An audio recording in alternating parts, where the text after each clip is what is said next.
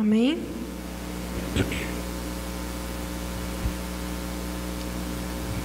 Então, Naás avançou com o exército amonita contra a cidade israelita de Jabes de Gileade e a cercou. Porém, os moradores de Jabes disseram a ele, a Naás no caso, vamos fazer um acordo e nós seremos seus servos. Todavia Naás, o amonita, respondeu, farei um acordo com vocês, mas somente sobre uma condição. Arrancarei o olho direito de todos vocês como vergonha para todo Israel. Pronto, é só até aí que nós vamos ler no momento. Então, Naás era um grande inimigo de Israel, e ele veio, avançou com seu exército sobre a cidade de Jabes de Gileade e a cercou. O povo de Jabes de Gileade, com medo e vendo que aquele exército era maior do que o seu exército, mandou um mensageiro, mandou um recado dizendo, vamos fazer um acordo de paz, vamos fazer um acordo e nós seremos seus servos. E Naás enviou uma resposta, tudo bem, eu faço um acordo com vocês, sobre as minhas condições, que eu fure o olho direito de todos vocês, como vergonha para todo Israel. O interessante é que você lendo esse texto, você pode pensar assim, bem, o que é um olho para quem ia morrer? É melhor estar vivo, cego de um olho, do que estar morto com 2 olhos. Só que é isso aqui, e nós vamos trazer, eu vou fazer com os irmãos uma correlação com a nossa vida, e a gente vai ver se realmente esse acordo valia a pena. Naás, ele tem até um nome bem sugestivo, e na nossa correlação, no paralelo que nós vamos fazer, ele simboliza Satanás. E o povo de Israel simboliza a nós mesmos, na nossa vida em qualquer área. Tanto na igreja, quanto na nossa casa, quanto na escola, e vocês vão entender por quê. Então eu vou considerar que Satanás, ele cercou um crente por todos os lados. E o crente, em vez de lutar, em vez de se opor, ele viu que estava cercado, ele disse, não, vamos fazer um acordo. E Satanás disse, tudo bem, eu faço acordo com você. Para você pode soar até estranho. Não, que é isso, um crente fazendo um acordo com Satanás? Mas eu vou lhe provar que isso é mais comum do que você imagina. Muitas vezes, meus irmãos, nós temos feito acordos com o inimigo das nossas almas em prol do nosso conforto, em prol do nosso comodismo, só porque nos é mais conveniente fazer um acordo de boa convivência com o nosso inimigo do que nos levantarmos em oposição a ele. Muitas vezes porque a gente acha talvez que não vai ganhar a guerra, mas às vezes é simplesmente por conforto, por comodismo. Quantos e quantos cristãos, servos do Senhor ou não cristãos, quantos e quantos já viram alguma coisa de errada em sua casa, já viram alguma coisa de errada no seu relacionamento, quer de namoro, quer conjugal, já viram alguma coisa de errada na sua igreja, já viram alguma coisa de errada no seu trabalho, e Deus o incomodou para fazer alguma coisa a esse respeito, mas você disse, não, se eu me opor contra isso, eu vou perder meu emprego. Então, Satanás, eu finjo que não estou te vendo, você finge que não está me vendo, ok? E assim a gente vai caminhando. Quantos e quantos, eu posso até dar um exemplo mais prático, quantos e quantos veem, por exemplo, a sua conta de energia chegou alta, a culpa é do governo. Aí chega um e diz, bora botar um gato. Aí você pensa assim, aí Deus diz, estou de olho em você. Aí você diz, não, mas a culpa não é minha não. Olha, Satanás, eu finjo que não estou lhe vendo e você finge que não está me vendo, ok? E você deixa. Muitas vezes não foi você que fez, mas você não se opôs àquilo. Muitas vezes você está vendo coisas erradas dentro da sua casa e não está se levantando contra aquilo. Então você está o quê? Fingindo que não está vendo. Você está o quê? Fazendo um acordo com Satanás. Você está fazendo aquele velho acordo de boa convivência. Só que Satanás, ele não é tolo. Você pode ser, mas ele não é. Vamos ver aqui o que foi. Mais uma vez a gente vai ler o que foi que Naás disse.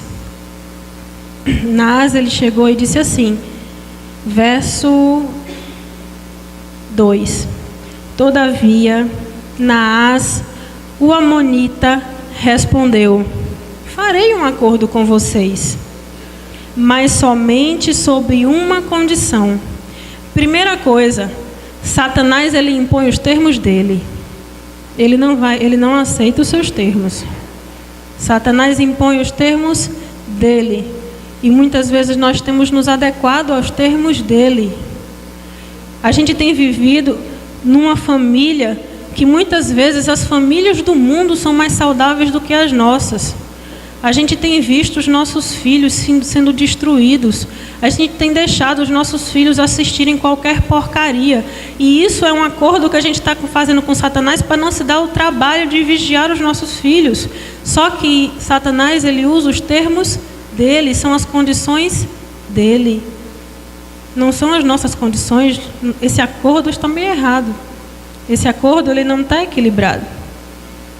E aí o termo as condições que Naás estabeleceu aqui era arrancar o olho direito de todos os moradores de Jabes de Gileade. E trazendo para o mundo espiritual, e esse foi o motivo pelo qual eu pedi a Deus com lágrimas, em nome de Jesus, que não me deixasse esquecer nunca mais esse texto, desde o dia em que eu li. Trazendo para o mundo espiritual, isso aqui significa que você, aos poucos, você começa a deixar de enxergar aquilo de uma forma espiritual.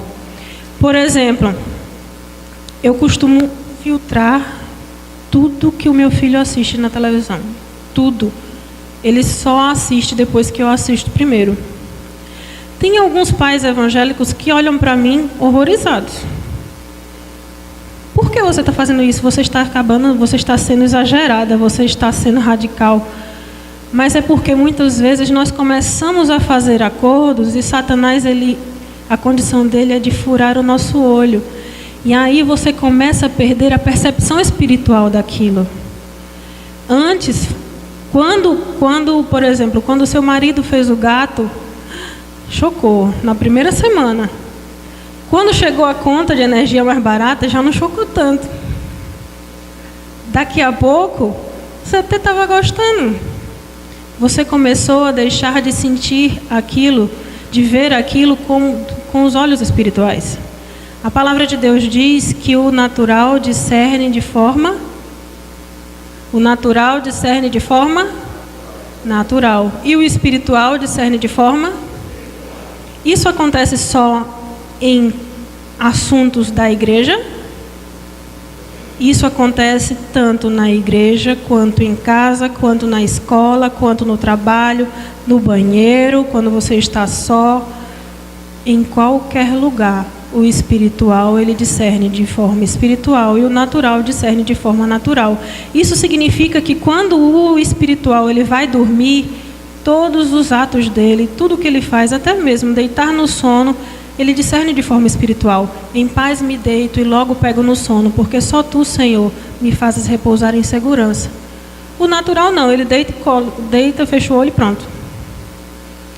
Nós que somos servos de Deus, e você que está aqui, que não é servo de Deus, essa palavra também é para você, porque Deus está te convidando a ser servo dele.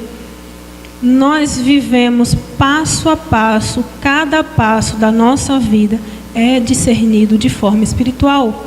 Então, quando nós fazemos acordos com Satanás, e a condição dele é de furar o nosso olho, a gente começa a perder essa percepção, esse tato espiritual, a gente deixa de servir ao Senhor.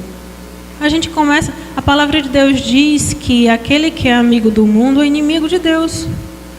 E a gente começa a se tornar amigo do mundo. Os nossos muros espirituais começam a abrir brechas. e daqui a pouco o nosso muro cai. E a gente fica suscetível a todo o ataque de Satanás. Levando para o lado da família, e eu quero agora falar para as esposas, Deus ele deu uma sensibilidade espiritual a mais às mulheres. É muito interessante isso. E nós conseguimos, e vocês vão concordar comigo, nós conseguimos ver coisa aonde os homens não veem. A gente consegue enxergar piolho na cabeça de careca, mas o piolho está lá. Pode dizer que não está, mas está. Porque Deus nos deu uma percepção espiritual. Só que essa percepção, quando Deus lhe dá um toque espiritual, quando Deus lhe faz perceber alguma coisa que ainda não aconteceu, mas vai acontecer, não é para você brigar com seu marido. Deus não está lhe mostrando isso para você criar uma contenda dentro de casa. Deus está lhe mostrando isso para você se levantar como uma guerreira de oração dentro da sua casa. Deus está te mostrando isso para você se levantar se opondo a isso, repreendendo, começando a podar, fazer que nem um mineirinho, comendo pelas beiradas, começando a marcar território, começando a tomar posse da autoridade que Deus lhe deu e matando aquilo ali. Não para você criar confusão.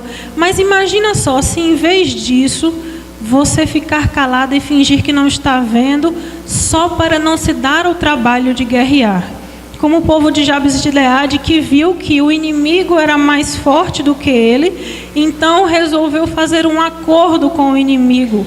Muitas vezes a gente se evita de se opor a alguma coisa que a gente está vendo que é errado, porque a gente acha que a gente é o lado mais fraco, porque a gente acha que aquilo ali vai nos trazer prejuízo. E aí a gente finge que não está vendo, ou faz um acordo de você fica para lá e eu fico para cá, porque a gente acha que o negócio vai pender para o nosso lado. Só que o que Deus está nos dizendo noite é que se você fizer isso, você vai começar a perder a sua sensibilidade espiritual naquela área. Quem aqui está entendendo? Então, quando eu começo, e isso vai agora para os adolescentes, quando eu começo a filar na escola, e aí eu estou começando, porque se eu me opor a isso, os meus colegas vão achar ruim, então eu vou começar a sofrer bullying na escola e tal. Então é melhor eu entrar na onda, e daqui a pouco aquilo ali não parece mais pecado. Muitos de nós, a gente tem feito isso em todas as áreas da nossa vida, e eu tenho aprendido que se você é crente na igreja, você também tem que ser crente em casa. Se você é crente em casa, você tem que ser crente na escola. E você não pode ser um crente, desculpe a palavra, um crente banana. Um crente que é levado pelo vento que nem um bambu. Ou você não pode ser um crente que faz acordos com Satanás. Então você não é um crente porque você é um amigo do mundo. Você tem que se posicionar. Você tem que saber a sua posição em Deus. E o que Deus acha de cada determinada coisa da sua área, da sua vida. Em cada detalhe, você tem que perceber Deus e você tem que obedecer a Deus. Muito bem. Quando o Naás, ele disse que arrancaria o olho direito do povo para trazer vergonha, então a gente já viu que o que ele queria não era trazer vergonha. Os planos dele estavam muito além de simplesmente trazer vergonha. Se fosse só por trazer vergonha, fazia um X aqui, ou pintava de vermelho, e disse, a partir de hoje todo mundo vai ter que andar com a testa suja de vermelho. O que ele queria não era humilhar o povo. O que ele queria era fazer com que o povo deixasse de ter a habilidade de lutar. Porque se você observar, e o pastor, lembra que o ano passado o pastor botou aqui as armas de guerra, as armas espirituais? Lembra que a gente tem o escudo da fé, a espada da palavra? Quando um guerreiro fura o olho direito, Olha só, se ele está com o escudo protege ele e o olho esquerdo fica para dentro do escudo. E com o olho direito ele vê o inimigo vindo, ele se defende e ele ataca com a espada. Então Naás, ele era muito esperto, ele não só estava tirando a visão de um olho daquela cidade, mas estava impedindo que aquela cidade no futuro se rebelasse contra ele. Percebe que se você fizer acordos de boa convivência e fingir que Satanás não está ali atuando na sua casa, ele não só vai fazer com que você perca a percepção espiritual, mas também vai te impedir de mais lá na frente você lutar contra ele. Você vai deixar de poder guerrear contra Satanás. E é isso que, assim, mesmo sendo um texto do Velho Testamento, ele é muito vivo hoje para os nossos dias.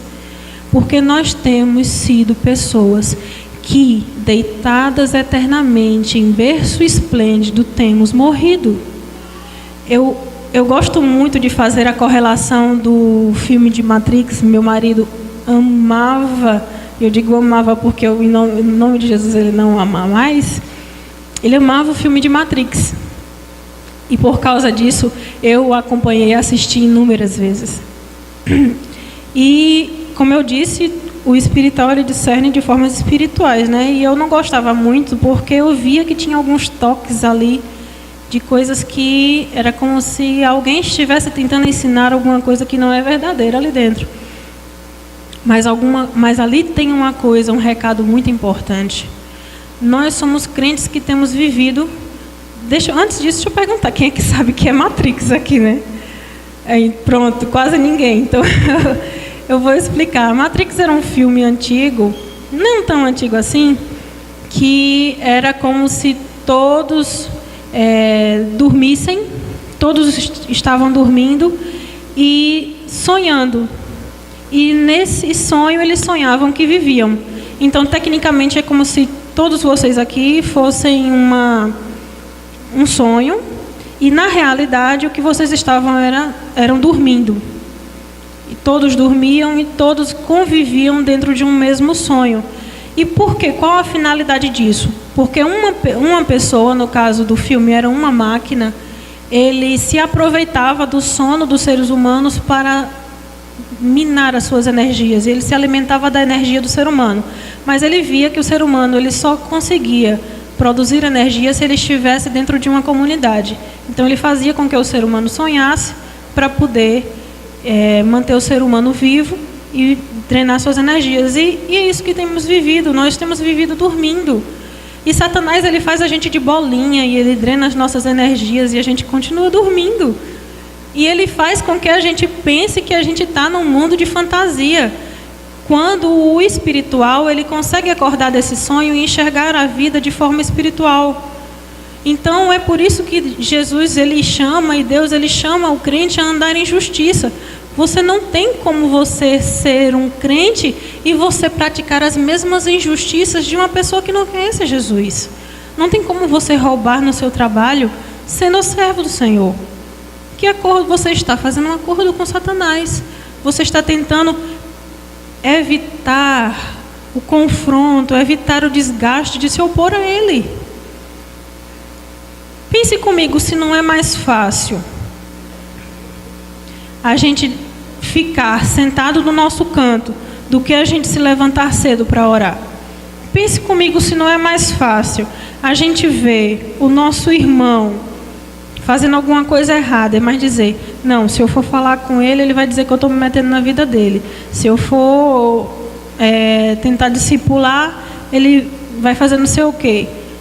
É muito mais fácil a gente ficar no nosso canto. Só que Deus ele tem nos chamado a nos levantarmos. A gente não pode mais ficar fazendo acordos com Satanás. Nós temos perdido a nossa visão espiritual. Quantas esposas tem aqui que os seus maridos não são crentes? Quantos maridos tem aqui que as suas esposas não são crentes? Vocês não podem nunca, em hipótese alguma, desanimar. Muitas vezes vocês vão ver em casa os seus cônjuges fazendo alguma coisa que não agrada a Deus. E vocês não podem compactuar com isso. E a esposa é mais difícil ainda, porque a palavra do Senhor diz que nós ganharemos os nossos maridos caladas. Então a gente não pode compactuar, mas também não pode bater de frente. Jesus Cristo lhe dê sabedoria nessa empreitada aí. Mas não compactue. Não é porque o seu marido ele não conhece o Senhor e está fazendo coisas que não agradam ao Senhor que você vai aceitar. Vá para o seu quarto, dobre o seu joelho e se opõe àquilo em oração. Nunca, nunca, nunca, nunca, nunca, para evitar conflitos, faça acordo com Satanás. Prefira perder o seu emprego, prefira se levantar mais cedo para orar, prefira fazer o que for, negue-se a si mesmo, mas não faça acordos de boa convivência. Eu queria que vocês abrissem em Apocalipse e agora nós vamos passar para um lado mais sério desse momento. Se é que a gente pode ficar mais sério do que isso.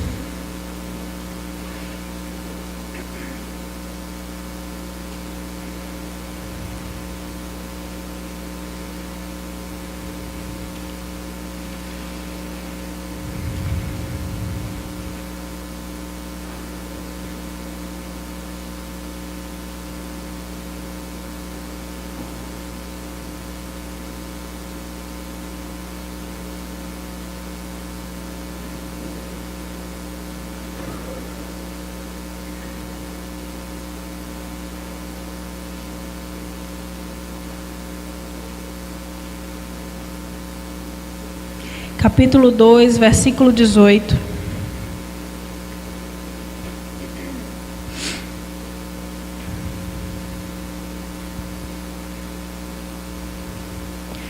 Vinícius ontem trouxe a palavra no culto do worship, e ele estava falando assim, Deus falou muito através dele, no sentido de que nós temos que começar a reforma dentro de nós.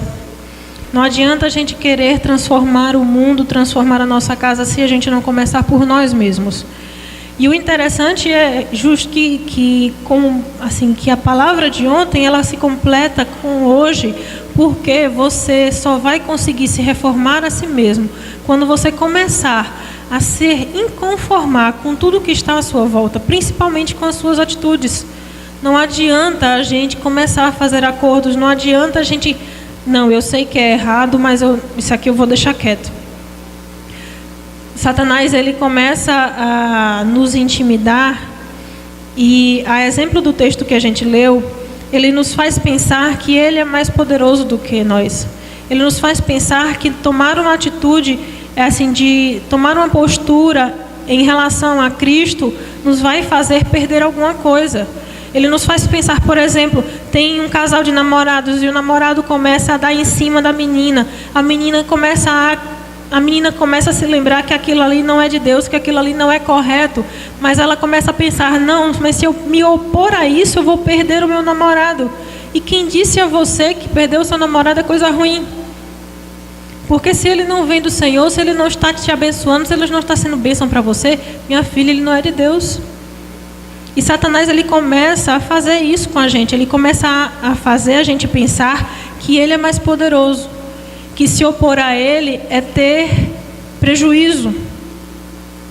Se você está vendo alguma coisa no seu trabalho que está errada e Deus está lhe incomodando, e Deus está lhe cobrando uma postura a respeito disso, e você está em dúvida, mas se eu fizer isso eu vou perder meu emprego. Se você perder o seu emprego, em nome de Jesus, Deus ele vai lhe dar um melhor. Isso é fato. Uma vez meu marido estava com um problema no trabalho, e ele ligou para mim muito preocupado, e ele disse, Jussiara, o que é que eu vou fazer? Se eu mentir, eu salvo meu emprego. Se eu falar a verdade, eu perco meu emprego. E eu disse, e você está me perguntando? É óbvio, fale a verdade. Mas se eu falar a verdade, eu perco meu emprego. Eu digo, sim, mas se você falar a verdade, você vai estar obedecendo a Deus. E você honrando a Deus, Deus vai te honrar. É simples, o cálculo é simples. Só que Satanás, ele mexe assim com a gente e a gente começa a ficar balançado com medo. Mas se você honrar ao Senhor, Deus ele vai te honrar. O cálculo é simples. O cálculo é simples. Se você honrar o Senhor, dizer: Senhor, eu não tenho dinheiro para pagar essa conta de energia, mas eu não vou fazer esse gasto. Deus, de algum jeito, meu irmão, Ele vai te dar uma forma de você pagar a sua conta, porque você está honrando o Senhor. A gente quando é criança, a gente aprende muito a não roubar. Papai e mamãe estão indo no mercado, não pode comprar, você não pode pegar escondido. Uma vez eu fiz isso no mercado, cheguei em casa, minha mãe viu aquele negócio estranho na minha mão, me fez voltar para o mercado. Primeiro me deu uma pisa, depois me fez voltar para o mercado e devolver. E eu devolvi muito envergonhada, mas eu aprendi que eu tenho que honrar ao Senhor e eu não posso roubar. E a gente, quando cresce, parece que a gente esquece isso e começa a fazer essas coisas e pincelar de desculpas para que não pareça que é errado, mas é errado. E a gente começa como é que eu posso dizer, camuflar os nossos erros, só porque agora a gente é adulto, a gente começa a se cercar de justificativas, mas o que você está fazendo nada mais é do que acordos com Satanás, porque você acha mais conveniente ficar sentado do que se levantar e se opor a ele. Vamos lá para Apocalipse, como eu estava falando. Qual foi o texto que eu disse? 2:18, pronto. Ao anjo da igreja de Tiatira, escreve esta carta. Esta é uma mensagem que vem do Filho de Deus, cujos olhos penetram como labaredas de fogo e cujos pés brilham como bronze reluzente. Os olhos do Senhor, Ele está sobre você. Verso 19. Eu estou ciente de todas as tuas obras, do seu amor, da sua fé, o serviço e a sua paciência.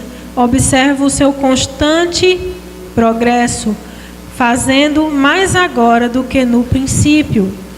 Todavia, tenho contra você o seguinte: você está permitindo que Jezabel, aquela mulher que se diz profetiza, instigue os seus servos a praticar imoralidade espiritual.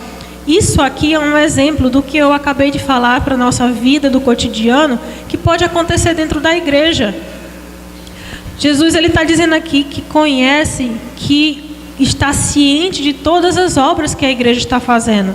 Ele está vendo que a igreja ela está progredindo, está trabalhando mais, só que tem uma coisa, ela está tolerando Jezabel dentro dela. Se você voltar para o texto de Naás, lá de 1 Samuel,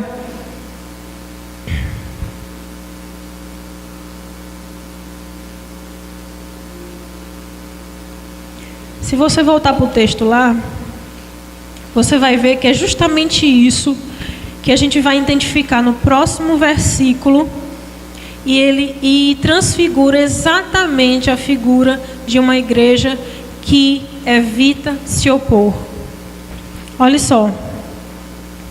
No verso 3 diz assim: então as autoridades de Jabes disseram a ele, Naás: dê-nos 7 dias para ver se conseguimos algum auxílio, mandando mensageiros para o restante de Israel. Se nenhum dos nossos irmãos vier salvar-nos, aceitaremos as suas condições. Eles iam aceitar as condições, mas eles pensaram: não, vamos enviar cartas, vamos enviar mensageiros para as outras cidades de Israel, para ver se alguém vem nos socorrer. E aí, verso 4: quando os mensageiros chegaram a Gibeá, cidade onde Saul morava, relataram ao povo a respeito da situação em que se encontravam os moradores de Jabes, e todos começaram a chorar em voz alta. Sabe por que eles choraram em voz alta? Porque se fosse no lugar deles, eles iam fazer do mesmo jeito. Eles pensavam da mesma forma que Jabes de Gileade pensava. Então, o que eu quero dizer é que o povo de Israel, as outras cidades de Israel, não podia salvar a cidade de Jabes de Gileade. Por quê? Porque eles pensavam do mesmo jeito. Entende? A nossa igreja muitas vezes não pode corrigir uma pessoa que está em adultério porque ela também está. A nossa igreja muitas vezes não pode corrigir um casal que tem relações antes do casamento porque ela também faz isso. A nossa igreja não pode falar de um gato na luz ou na água, por quê? Porque ela também faz isso. E eu não estou falando igreja como casa, como templo, como prédio, eu estou falando de vocês. Muitas vezes a gente não pode corrigir alguém porque a carapuça cabe na gente. E o povo de Israel, o Jabes de Gileade pediu socorro para eles, mas eles começaram a chorar porque eles disseram: a gente é tão desgraçado e tão miserável quanto você. E a gente não pode fazer nada por você. Deu para entender? O povo pediu socorro e eles, em vez de enviar socorro, começaram a chorar junto porque eles não tinham a menor condição. E Apocalipse que a gente leu é justamente isso. É uma igreja que ela se esforça, é uma igreja que ela se dedica, uma igreja que trabalha. Aí Jesus vai lá: conheço as tuas obras, todavia você está tolerando Jezabel dentro de você. Então, meu irmão, reforme-se, como disse Vinícius ontem. Mude, mas mude a começar de você. A nossa igreja está recebendo um renovo.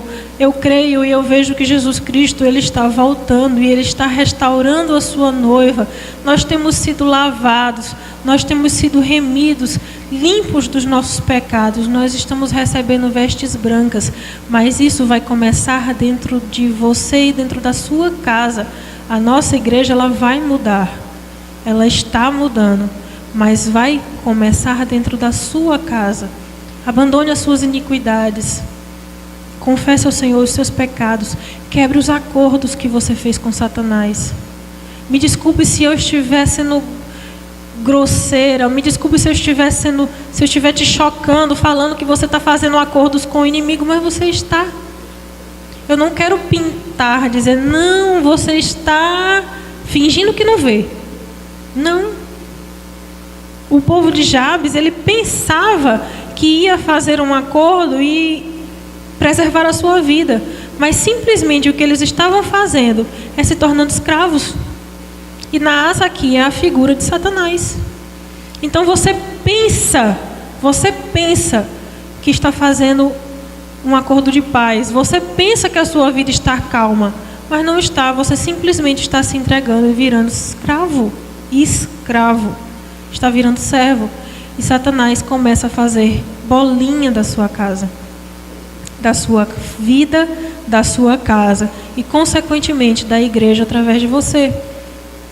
Quantas e quantas vezes a gente chega aqui amargurado, aí Satanás diz: tá prontinho para eu usar e criar uma confusão dentro da igreja. Quantas e quantas vezes a gente chega aqui pé da vida e Satanás pega a gente e usa para trazer discórdia aqui dentro. Quantas e quantas vezes a gente tem sido usados por Satanás para trazer problemas para dentro dessa casa, porque a gente se deixou ser usado por ele, a começar da nossa casa. Jesus Cristo, ele quer habitar no seu coração. Jesus Cristo, ele quer habitar no meio do nosso povo, no meio da nossa igreja, mas ele precisa de uma casa limpa. Eu queria que você fechasse os seus olhos agora e começasse a confessar ao Senhor tudo que o Espírito Santo trouxe à sua mente, de coisas que você tem sido tolerante por conveniência. Eu quero que você comece a abrir a sua boca e confessar ao Senhor tudo que o Espírito Santo tem trazido à sua mente, que você está sendo tolerante, simplesmente para não se dar ao trabalho de se opor.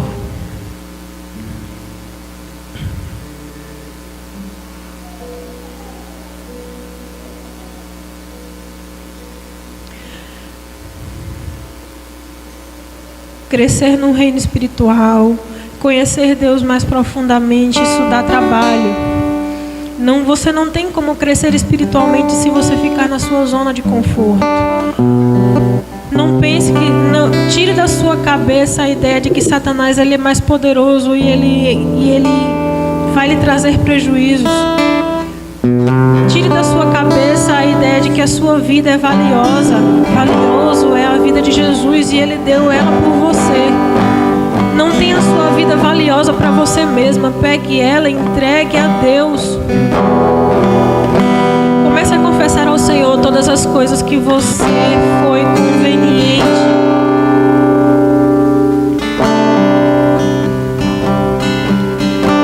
Aceitar as coisas de errado que você está vendo dentro da sua casa, dentro do seu relacionamento. Você pode achar que é a melhor coisa a se fazer. Mas eu digo que não era. O certo é você ir para o seu quarto, dobrar o seu joelho. Primeiro, coloque as suas angústias diante do Senhor. Coloque as suas mágoas diante do Senhor. Coloque toda a raiva que você tem de algum problema ou de algum machucado que o seu marido fez em você diante do Senhor. Tire tudo que está guardado dentro do seu coração. Tudo. Não deixe Satanás cegar o seu olho. Não deixe Satanás não deixe que ele impeça você de enxergar as coisas de forma espiritual. Quando seu marido lhe dá uma patada, não olhe para ele. Não é ele que está fazendo isso. Mas se você estiver cega, se Satanás furar o seu olho, você só vai enxergar o seu marido, não vai enxergar o espírito maligno por trás dele. E aí você vai guardar aquela mágoa no seu coração, e aquela mágoa vai fazer que nem está aquele versículo que diz que a semente plantada, brotando, ela perturba e ela vai fazer com que você dê legalidade a Satanás. Ele vai entrar e destruir o seu casamento, vai destruir os seus filhos. Aquela pessoa que discerne de forma espiritual, ela pega a sua mágoa, a sua angústia, corre para o quarto e derrama ela diante do altar do Senhor, toca fogo naquilo ali e aquela angústia ela sobe como incenso suave ao Senhor. Não pense você que uma raiva, se você pega ela e entrega no altar do Senhor, não pense que aquilo ali fede, aquilo ali sobe como um aroma suave, porque você deixou de se preocupar e deixou de sofrer com aquilo e passou para que Deus resolvesse. Mulheres da minha igreja, vocês são os muros espirituais da sua casa e vocês estão deixando as mágoas abrirem buracos. E Satanás ele está entrando, está destruindo as nossas casas, está destruindo a nossa igreja, porque vocês estão esquecendo que vocês não podem fazer acordos com Satanás. Vocês não podem, em hipótese nenhuma, jogar o jogo dele. Vocês têm que discernir as coisas dentro da sua casa de forma espiritual. Então pegue toda a mágoa do seu coração, pegue tudo que está lhe fazendo sofrer, pegue tudo que os seus filhos têm feito com você, pegue tudo que o seu marido tem feito com você, pegue todas as suas ansiedades e angústias, corra no seu quarto, acenda o fogo do altar, derrame sobre o altar e deixe aquilo subir com um incenso de aroma suave ao Senhor. Salve a sua casa, salve o seu casamento.